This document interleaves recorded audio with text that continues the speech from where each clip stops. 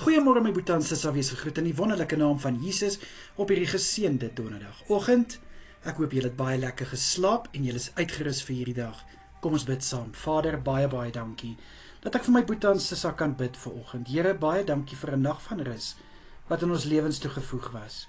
Vader, baie dankie dat U oor ons gewaak het hierdie nag. Dankie Here dat ons gevul is met krag en met wysheid vir hierdie nuwe dag wat voor lê. Ek bid, liewe Here, vir U hand van sukses oor elke boetie en sissa vandag.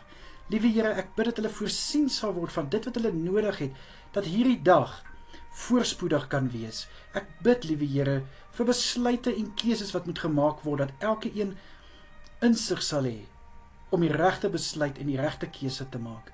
Ek bid, liewe Here, vir innerlike versterking in elke een se arbeid vandag, in Jesus naam. En Vader, wat daar ook al is wat my boetie en sissa se dag wil kom ontwrig, bid ek dat dit niks sal uitrig nie en dat dit geen effek sal hê om my boetie en sissa se vreugde en vrede te steel nie. In Jesus Christus naam is dit my gebed.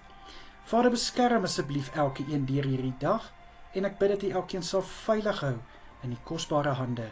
In Jesus naam is dit my gebed. Amen en amen.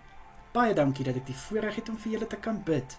Kyk mooi na julleself en ons bid vanaand weer. Totsiens julle.